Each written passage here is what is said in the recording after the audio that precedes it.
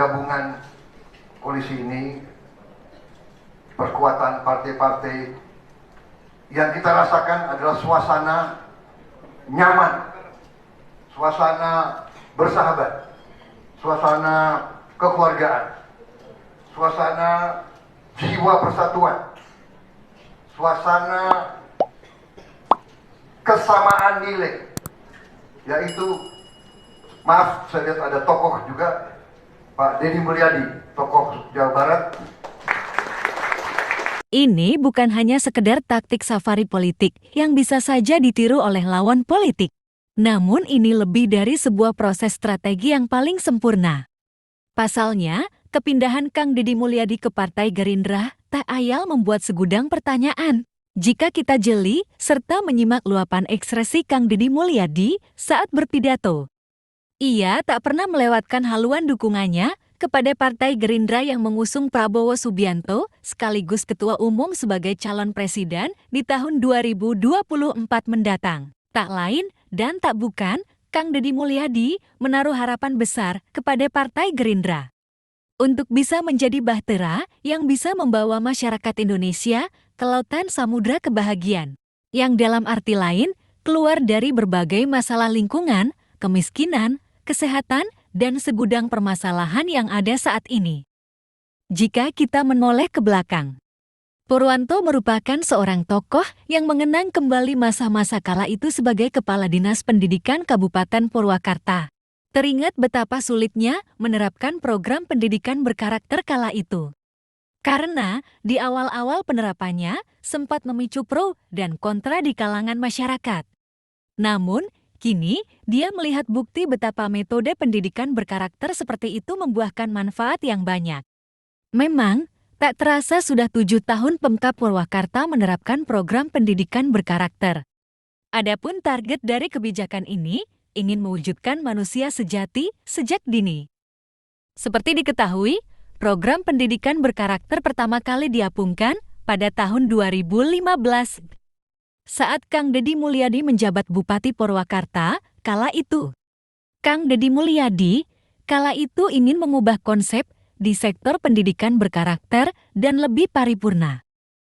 Dari awal membangun adab dan ala para pelajar, baik adab terhadap orang tua, sesama pelajar, maupun terhadap lingkungan. Sebagai gambaran, dalam program pendidikan berkarakter tersebut salah satu poinnya menitik beratkan pada penguatan karakter siswa melalui pelajaran berbasis alam. Misalnya, melalui pertanian, perkebunan, dan peternakan di sekolah. Salah satu implementasinya yakni melalui program pendidikan 7 Puatikan Istimewa. Saat ini dikembangkan lagi untuk disempurnakan dengan menerapkan sistem tatanen di Balai Atikan. Tatanen di Balai Atikan ini bukan berarti anak-anak disuruh untuk bercocok tanam. Tapi, ini merupakan pelajaran aplikatif yang sudah berjalan di sebagian besar sekolah di Purwakarta. Dalam pelajaran ini bukan berarti para siswa akan selalu diajarkan menanam padi, sayuran, dan lainnya. Bukan seperti itu. Tetapi, anak-anak yang dipandu oleh guru masing-masing diajarkan untuk lebih memerhatikan lingkungannya. Misalnya, tidak membuang sampah sembarangan. Bisa memanfaatkan lahan yang tak terpakai, jadi lebih produktif, serta bisa menerapkan mata pelajaran dalam kehidupan sehari-hari. Misalkan, anak-anak diajarkan membuat pupuk cair. Maka akan diperoleh bahan-bahannya apa saja, proses pembuatannya berapa lama, lalu pupuk cair itu manfaatnya untuk apa saja. Hanya dengan membuat pupuk cair, anak-anak itu sudah mempelajari serta mempraktikkan sejumlah mata pelajaran. Salah satunya, matematika, biologi, dan lainnya. Dengan begitu, target dari pendidikan berkarakter ini tak lain ingin menciptakan generasi muda yang bukan hanya cerdas secara akademis, melainkan cerdas secara emosional dan spiritual. Sesuai dengan 5 tahapan, yakni niti harti, niti surti, niti bukti, niti bakti, dan niti sajati. Artinya, anak-anak ini kedepannya diarahkan untuk bisa memahami, menghayati, membuktikan, mempunyai amalan, atau bakti. Kemudian pada akhirnya, dia akan mencapai kesejatian. Itulah tujuan utama pendidikan berkarakter ini, mampu mewujudkan manusia sejati sehingga dia akan bisa meraih puncak keparipurnaan dalam hidupnya. Itulah sebagian gagasan Kang Deddy Mulyadi yang sejalan dengan tujuan dan asas Prabowo Subianto sebagai calon presiden tahun 2024. Akan tetapi, inilah demokrasi yang bisa saja berubah-ubah. Dengan demikian kita bisa melihat sepak terjang para elit politik memainkan strateginya. Kang Deddy Mulyadi sebagai sosok yang tidak bisa dianggap sebelah mata, walau fakta mengatakan jika ia dikucilkan oleh partai sebelumnya. Untuk era sekarang sangatlah berbeda dengan bergabungnya Kang Deddy Mulyadi ke Partai Gerindra, membuat arus politik semakin memiruakan kepada perubahan dalam berbagai aspek, terutama dalam tujuan Kang Deddy Mulyadi menjadi pemimpin Jawa Barat yang bisa mengayomi rakyatnya.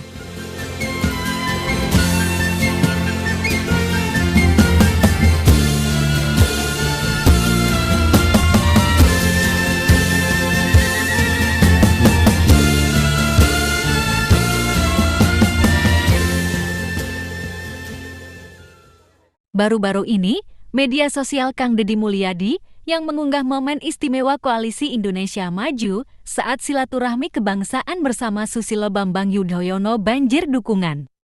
Kang Deddy Mulyadi sendiri pada Minggu 17 September ikut mendampingi Prabowo Subianto menerima rombongan Susilo Bambang Yudhoyono beserta keluarga besarnya seperti Agus Harimurti Yudhoyono dan Edi Baskoro Yudhoyono di Padepokan Garudayaksa, Kabupaten Bogor. Pada momen tersebut, juga hadir keluarga besar Koalisi Indonesia Maju yang resmi mengusung Prabowo Subianto sebagai calon presiden tahun 2024. Selain itu, Kang Deddy Mulyadi pun menyapa para netizen yang sejak awal telah memberikan dukungan pada Prabowo, Partai Gerindra, dan dirinya. Unggahan Kang Deddy Mulyadi ini menuai banyak komentar dari netizen yang menyatakan dukungan untuk Deddy Mulyadi dan Prabowo Subianto.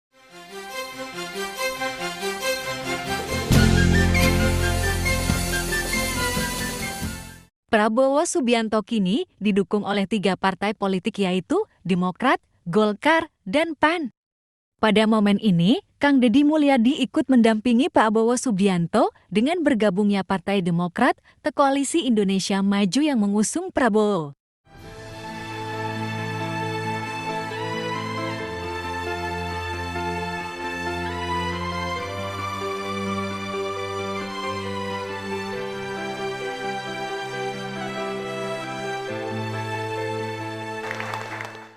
Adapun beberapa fakta mengenai pertemuan Susilo Bambang Yudhoyono dengan Prabowo, yaitu 1. Prabowo Subianto dan Susilo Bambang Yudhoyono merupakan sahabat lama.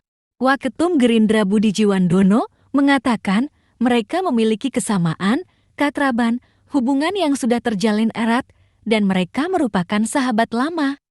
Menurutnya pertemuan ini merupakan silaturahmi 2 orang sahabat. 2. Suasana yang diciptakan canda namun serius. Hal ini dikatakan oleh Budi Jiwandono mengatakan pembicaraan antara Susilo Bambang Yudhoyono dan Prabowo dan para petinggi partai di Koalisi Indonesia Maju sangat intens.